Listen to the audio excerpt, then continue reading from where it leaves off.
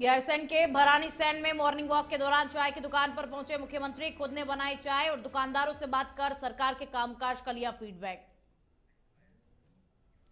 गैरसैंण के हजारों लोगों ने किया विधानसभा कूच, बैरिकेडिंग तोड़ने की कोशिश, पुलिस ने रोका। बुनियादी सुविधाएं मुहैया कराने की मांग को लेकर के किया प्रदर्शन। नेता प्रतिपक्ष यशपाल आर्य और विधायक प्रीतम सिंह का कार्य मंत्रणा समिति से इस्तीफा, विधानसभा अध्यक्ष को पत्र भेजकर दी जानकारी।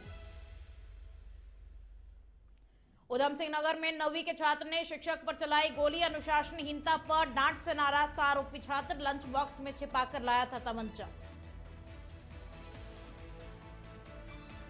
हरिद्वार में गंगा का जलस्तर चेतावनी स्तर से ऊपर, टिहरी जलाशय से पानी छोड़े जाने पर बढ़ा खतरा, गंगा 93.15 मीटर पर, खतरे का निशान 93 मीटर।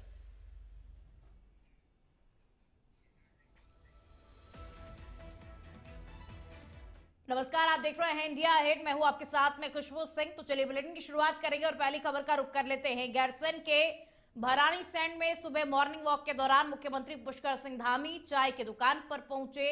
इस दौरान उन्होंने खुद ही चाय बनाई और दुकानदारों से चाय पर चर्चा कर उनसे सरकार के कामकाज का फीडबैक लिया और साथ ही आमजन से भी बातचीत कर उनका हालचाल जाना। इस दौरान सीएम ने बड़ी ही विनम्रता के साथ में चाय वाले को चाय के पैसे दिए और मुख्यमंत्री ने कहा कि विधानसभा सत्र के समापन के बाद भराड़ीसैंण में रुक कर के कुछ समय और स्थानीय जनजीवन से जुड़ने का अवसर मेरे लिए विशेष है और गैरसैंण केवल हमारी ग्रीष्मकालीन राजधानी ही नहीं बल्कि एक सुंदर संभावनाओं से भरपूर पर्यटन स्थल भी है और यहाँ की मनमोहक वादियां, शुद्ध पर्वतीय हवा और शांत वातावरण में एक अलग ही ऊर्जा का अनुभव होता है। तो सीएम पुष्कर सिंह धामी ने खुद चाय बनाई, चाय के स्टॉल पर अल सुबह वो पहुंच गए और वहां पर खुद उन्होंने चाय बनाई, चाय बना करके चाय भी पी और साथ ही लोगों से चर्चा भी की और साथ ही बड़ी ही विनम्रता के साथ में चाय वाले को पैसे भी उन्होंने दिए, दुकानदारों से भी बातचीत की,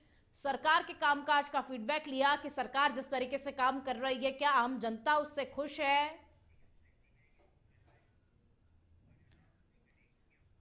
14 अगस्त को नैनीताल जिले के बेतालघाट ब्लॉक प्रमुख चुनाव के दौरान हुई फायरिंग मामले में पुलिस ने बड़ी कार्रवाई की है और पुलिस ने मुख्य आरोपी अमृतपाल और पन्नू समेत 3 लोगों को यूपी के लखीमपुर के भीरा कस्बे से गिरफ्तार किया और आरोपियों के पास से 32 बोर के अवैध पिस्तौल, 3 जिंदा कारतूस और एक संदिग्ध गाड़ी भी बरामद की गई है और फायरिंग में महेंद्र सिंह बिष्ट गंभीर रूप से घायल हुए थे, जिनकी तहरीर पर मुकदमा दर्ज कर पुलिस लगातार दबिश दे रही थी।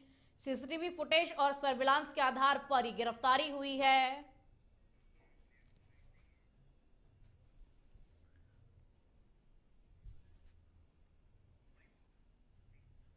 नैनीताल के बेतालघाट कस्बे में चुनाव के दिन एक फायरिंग होने की घटना हुई।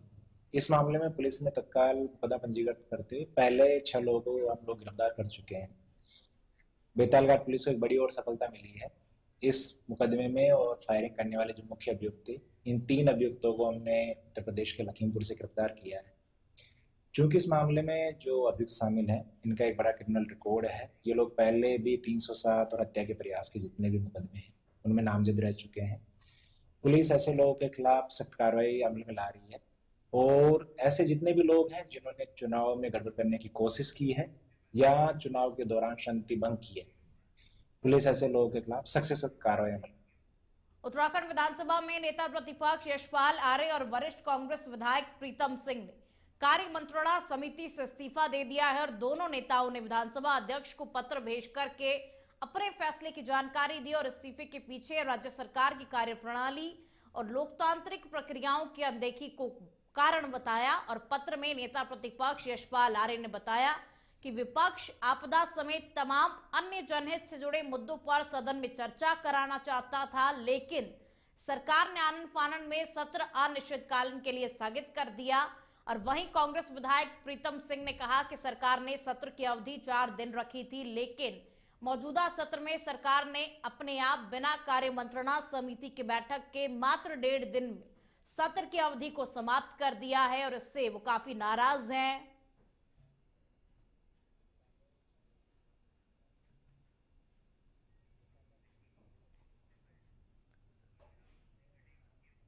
हरिद्वार में गंगा का जलस्तर लगातार बढ़ रहा है और चेतावनी स्तर पार कर चुका है। फिलहाल गंगा 93.15 मीटर पर बह रही है, जो कि चेतावनी स्तर से 15 सेंटीमीटर ऊपर है, और जबकि खतरे का निशान 93 मीटर पर है। और सिंचाई विभाग के अधिकारी भारत भूषण ने बताया कि टिहरी जलाशय में अधिक जल आने से टिहरी कॉम्प्लेक्स से पानी छोड़ा जा रहा है, जिससे कि जल स्तर और भी बढ़ सकता है। और प्रशासन ने गंगा तटवर्ती क्षेत्रों में रहने वाले लोगों को सतर्क रहने और सुरक्षा नियमों का पालन करने की अपील की, और साथ ही स्पष्ट चेतावनी दी कि लोग नदी किनारे ना जाएं, केवल निर्धारित घाटों पर ही स्नान करें।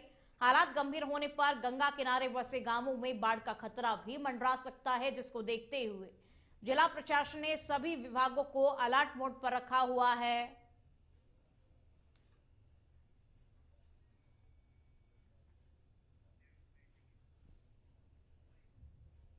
टेहरी डैम से रिजर्वायर रूलिंग कर्व से अधिक पानी होने की वजह से अतिरिक्त जल की मात्रा छोड़ी जा रही है, जिसके फलस्वरूप जो है नदी के जलस्तर में वृद्धि देखी जा रही है। वर्तमान में जलस्तर 293.15 मीटर है, जो चेतावनी स्तर से 15 सेंटीमीटर ऊपर है। खतरे का निशान कितना है? खतरे का निशान 294 मीटर है और चेतावनी का निशान 293 मीटर है। अब खबर उधम सिंह नगर से है, जहां काशीपुर के कुंडेश्वरी स्थित गुरु नानक स्कूल में बुधवार को उस वक्त हड़कंप मच गया जब 9वीं कक्षा के एक छात्र ने अपने ही शिक्षक गगन सिंह पर गोली चला दी और गोली शिक्षक के कंधे में लगी, जिससे वो घायल हो गए। हालांकि उनकी जान बच गई और घटना के बाद पूरे स्कूल में अफरा तफरी मच गई। बच्चे दहशत में इधर उधर भागने लगे और जांच में सामने आया कि आरोपी छात्र को कुछ दिन पहले अनुशासनहीनता पर शिक्षक ने डांटा और थप्पड़ मारा था, जिससे कि नाराज होकर के उसने तमंचा लंच बॉक्स में छिपा करके स्कूल लाया और हमला कर दिया। और फिलहाल आरोपी छात्र फरार है और पुलिस उसकी तलाश कर रही है। इस सनसनीखेज वारदात के विरोध में स्कूल एसोसिएशन ने जिले के सभी निजी सीबीएसई स्कूल गुरुवार को बंद रखने का ऐलान किया और इस घटना ने शिक्षा व्यवस्था और बच्चों के मानसिक स्वास्थ्य पर गंभीर सवाल भी खड़े कर दिए हैं।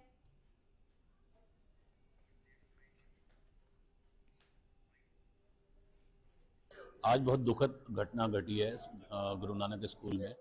शिक्षा के क्षेत्र में शायद इतना दुखद काशीपुर में पहले कभी नहीं हुआ नहीं था। उस घटना से शुभ सारे ही स्कूल मैनेजमेंट, टीचर, प्रिंसिपल, हम लोग आज उधम सिंह नगर स्कूल एसोसिएशन, तराई इंडिपेंडेंट स्कूल एसोसिएशन के बैनर में सब लोग आज इकट्ठा हुए हैं और इसमें कि हमारे हिंदी मीडियम के जो उत्तराखंड बोर्ड के स्कूल हैं वो भी सब शामिल हुए थे। और आज हम लोगों ने ये बैठ के यहाँ पर ये फैसला लिया है कि इस घटना के विरोध में और अपनी सुरक्षा के लिए हम लोग कल सरकार को ज्ञापन देंगे और कल सारे ही उधम सिंह नगर के समस्त Hindi medium, English medium. Uttarakhand की ग्रीष्मकालीन राजधानी गैरसैंण में विधानसभा सत्र के दूसरे दिन हजारों लोगों ने विभिन्न मांगों को लेकर के जोरदार प्रदर्शन किया, विधानसभा कूच किया और प्रदर्शनकारियों ने बैरिकेडिंग तोड़कर के आगे बढ़ने की कोशिश की, लेकिन मुख्य प्रवेश द्वार दिवाली खाल पर सुरक्षा बलों ने उन्हें रोक दिया। और लोगों की प्रमुख मांगों में गैरसैंण सामुदायिक स्वास्थ्य केंद्र में विशेषज्ञ चिकित्सक, खराब सड़कों का सुधार, पेयजल की समस्या और साल में 6 महीने विधानसभा संचालन की मांग शामिल रही। और वहीं सीएमओ चमोली ने आंदोलनकारियों को आश्वासन दिया कि विशेषज्ञ चिकित्सकों को रोटेशन पर गैरसैंण में तैनात किया जाएगा। बावजूद इसके लोग अपनी मांगों पर अड़े रहे और सरकार पर ग्रीष्मकालीन राजधानी के नाम पर जनता को गुमराह करने का आरोप लगाया।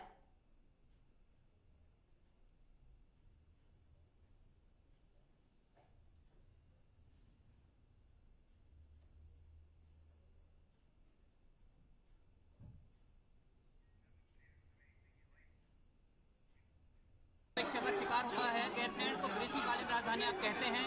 यहाँ के हॉस्पिटल में आपने घोषणा करी 2020 में कि उज्ज्वला अस्पताल बन जाएगा। ना आज तक यहाँ पे डॉक्टर आए, जो अल्ट्रासाउंड मशीन पड़ी है उसमें कोई इलाज होता नहीं। यहाँ से हर केस रेफर होता है। गर्भवती महिलाएं सड़क में दम तोड़ रही हैं, श्रीनगर जाते जाते वो दम तोड़ रही हैं। हम कब तक अपनी माँ बहनों के लिए यहाँ पर रोएं? सरकार आखिर जब ग्रीष्मकालीन राजधानी के ये हाल है तो समूचे पहाड़ किस दर से गुजर रहा होगा ये सोचना चाहिए। आज हम अपनी मांग के बिना यहाँ से नहीं जाएंगे। ये केवल गैरसैंण की नहीं, पूरे समूचे उत्तराखंड की मांग है। आप 6 महीने की अगर आपने राजधानी बनाई है तो 6 महीने यहाँ से सरकार भी चलाएं, ये भी हमारी मांग है। सड़कों की दुर्दशा आप देख रहे हैं, जगह जगह गड्ढे हैं, नालियाँ नहीं बनी हैं, लोगों के घरों के अंदर पानी घुस रहा है। तो एक ऐसी राजधानी में हमको रख रहे हैं। तो हम सरकार चाहते हैं कि आप यहाँ पर आएँ तो 6 महीने कम से कम यहाँ रहें और जो मूलभूत आवश्यकताएं पहाड़ के लोग की हैं वो पूरी करें। उत्तराखंड के पहाड़ी क्षेत्रों की मांग है। ये तो आज गैरसैंण सत्र जो है आप ग्रीष्मकालीन का पहला ही अफसोस है हमें कि ग्रीष्मकालीन राजधानी में मानसून सत्र सरकार करा रही है। सरकार एक सत्र ढंग से अपने जो है उसमें नहीं करा पा रही है। 5 साल का लगभग हो गया है ग्रीष्मकालीन राजधानी को, लेकिन अब भी गैरसैंण में मूलभूत सुविधाओं से दूर है। हॉस्पिटल जो है रेफर सेंटर बन के रह गए हैं। प्रसूति महिलाएं रास्ते में अपने बच्चे को जन्म देने को मजबूर है। आपने सुना होगा 108 में कई बार जो है बच्चा जन्म देती है महिलाएं, डोली में लाने की मजबूर है। सड़कों की हालत बदतर है, हॉस्पिटल की हालत बदतर है, ऑफिसों में अधिकारी नहीं है, कर्मचारी नहीं है। हमारे माननीय नगर पंचायत के चेयरमैन मोहन भाई से हमारी जो उनके नेतृत्व में सारा कुछ यहाँ पे जो महिलाएं आई हैं, हमारे जो नवनिर्वाचित अध्यक्ष हैं हमारे मोहन भंडारी जी नगर पंचायत गैरसैंण के, उनके नेतृत्व में हम सभी लोग उनके नेतृत्व में यहाँ पर आए हैं और इस क्षेत्र की मांगों को हल के लिए किए बिना। नैनीताल जिला पंचायत चुनाव में हुई घटना को लेकर के विपक्ष ने सरकार पर गंभीर आरोप लगाए हैं। उनका कहना है कि इस कृत्य से प्रदेश की छवि खराब हुई है और लोकतंत्र को काफी ठेस पहुंची है। विपक्ष का आरोप है कि भाजपा ने सत्ता और धनबल का दुरुपयोग किया, सरकारी मशीनरी का इस्तेमाल किया और यहां तक कि धारा 144 के बीच खुलेआम जिला पंचायत सदस्यों का अपहरण कर मारपीट भी की। और आरोप है कि पुलिस मूक दर्शक बनी रही और विधायक भुवन कापड़ी तक हमला हुआ। विपक्ष ने कहा कि ये प्रदेश की शांति और लोकतंत्र पर सीधा हमला है और अब जनता के सामने सरकार का असली चेहरा आ चुका है।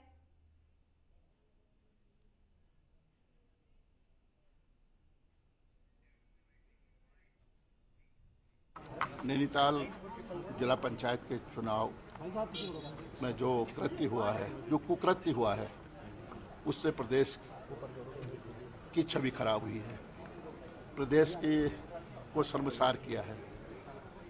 और जो हमें आशंका थी कि भारतीय जनता पार्टी किसी हद तक जा सकती है सरकार, वो देखने को मिला है। हमने कहा था कि शुरुआत से ही कह रहे थे कि सरकार सत्ता बल का दुरुपयोग करेगी, धन बल का इस्तेमाल करेगी, सरकारी मशीनरी का दुरुपयोग करेगी और वो सच साबित हुआ। नैनीताल की घटना झकझोरती है। भारतीय किसान यूनियन से जुड़े किसान स्मार्ट मीटर के विरोध में सैकड़ों की संख्या में ट्रैक्टर रैली लेकर के एक बार फिर सड़कों पर उतरे और किसानों ने स्मार्ट मीटर के विरोध में ऊर्जा भवन कूच किया और स्मार्ट मीटर के विरोध के साथ ही जंगली जानवरों से किसानों की फसलों की सुरक्षा, ट्यूबवेल की बिजली फ्री करने, गन्ना मूल्य 500 रुपए प्रति क्विंटल देने समेत 4 सूत्रीय मांगे की। और किसान डोईवाला से देहरादून के लिए निकले तो लच्छीवाला टोल प्लाजा पर पुलिस ने रोक दिया और इस दौरान आक्रोशित किसान वहीं धरने पर बैठ गए। किसानों ने कहा कि अगर उनकी मांगे नहीं मानी गई तो वो आंदोलन करेंगे और सड़क जाम के साथ ही धरना प्रदर्शन भी करेंगे।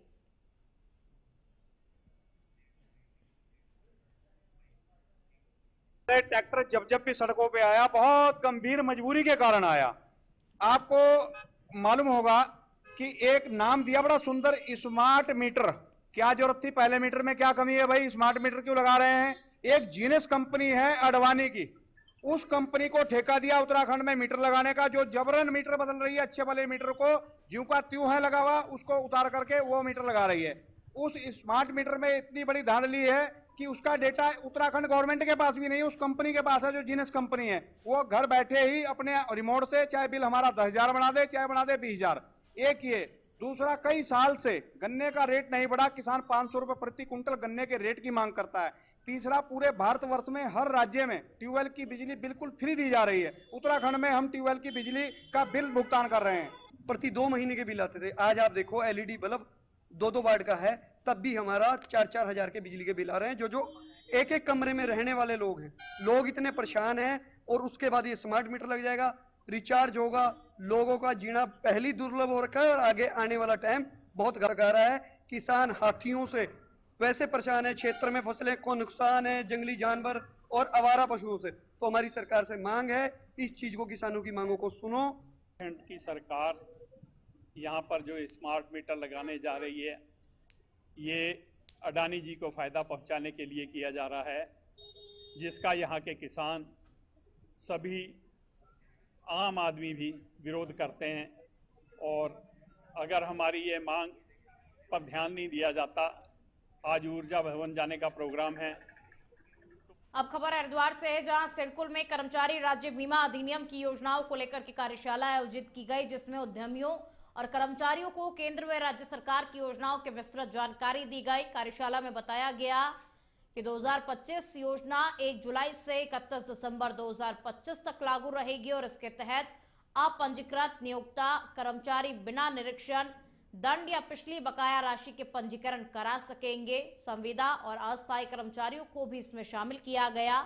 क्षेत्रीय निदेशक मोहित राजा ने कहा कि नियोक्ता निगम और श्रम सुविधा मंच के माध्यम से डिजिटल पंजीकरण कर सकते हैं जो घोषित तिथि से मान्य होगा। और उन्होंने जोर दिया कि योजनाओं की सफलता नियोक्ताओं तक प्रभावी संचार पर निर्भर है और इसके लिए राज्य भर में जागरूकता शिविर भी लगाए जा रहे हैं।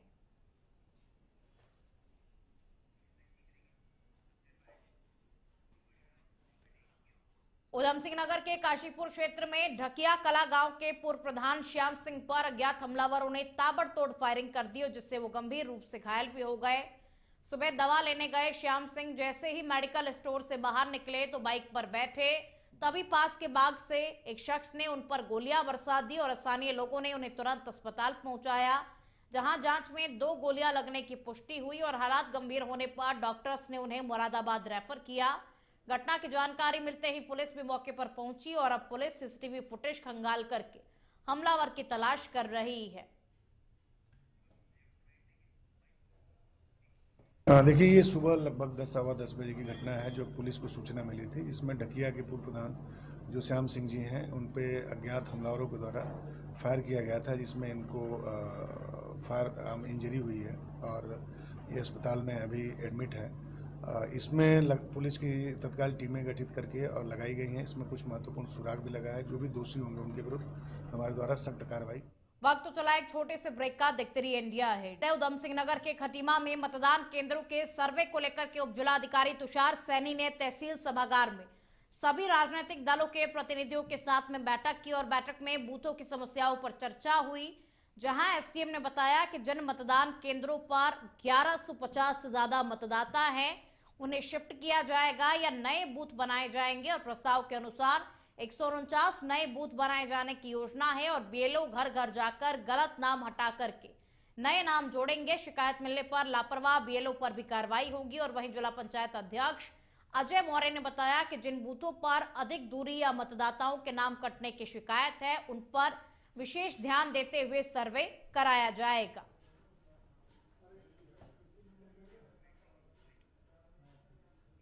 आज सभी पॉलिटिकल पार्टीज को एक मीटिंग के लिए बुलाया गया था, जिसमें हमारा मुख्य मुद्दा था जो हमारे माननीय आयोग है उनके जो निर्देश हैं, जहां पे जिन बूथों पर 1150 से अधिक मतदाता हैं उनको बूथों को जो है वो मतदाताओं को शिफ्ट किया जाए, नए बूथ बनाए जाएं या बूथों का समायोजन किया जाए। तो इसी के मद्देनज़र ये मीटिंग थी। इसमें हमारे जो खटीमा विधानसभा है इसमें 132 बूथ पहले थे, जिसको अभी जो हमने नया प्रपोजल दिया है उसके अकॉर्डिंग 149 बूथ जो है वो नए अब बनने। और आज हमारे यहाँ पर मतदान केंद्र को लेकर उप जिलाधिकारी महोदय द्वारा यहाँ बैठक रखी गई और बैठक में सभी जनप्रतिनिधि और सभी दलों के जनप्रतिनिधि यहाँ उपस्थित रहे और हमारे साथ किसान नेता प्रकाश तिवारी जी, हमारे जिला पंचायत सदस्य सूरज धामी जी, हमारे ब्लॉक प्रतिनिधि रविंद्र राणा जी, सभी लोग उपस्थित रहे बैठक में। और यहाँ पर जो पहले की जो व्यवस्था बनी थी, जो बूथ केंद्र थे, उसमें जो दूरी का था और मतदान अधिक हो जाने से उसको जो है कुछ बूथ केंद्र। हरिद्वार में प्राथमिक शिक्षकों की पदोन्नति सूची को लेकर के उठे विवाद पर जिला शिक्षा अधिकारी बेसिक आशुतोष भंडारी ने भ्रष्टाचार के आरोपों को सिरे से खारिज किया है और हाल ही में जारी 155 शिक्षकों की पदोन्नति सूची में खामियों के आरोपों पर उन्होंने कहा कि सभी प्रमोशन नियमानुसार और एक्ट के तहत किए गए हैं। डीओ ने माना कि सूची में कुछ छोटी गलतियां जरूर हुई हैं, लेकिन उन्हें सुधार लिया जाएगा। और वहीं शिक्षकों के लगाए गए भ्रष्टाचार के आरोपों को उन्होंने बेबुनियाद बताया।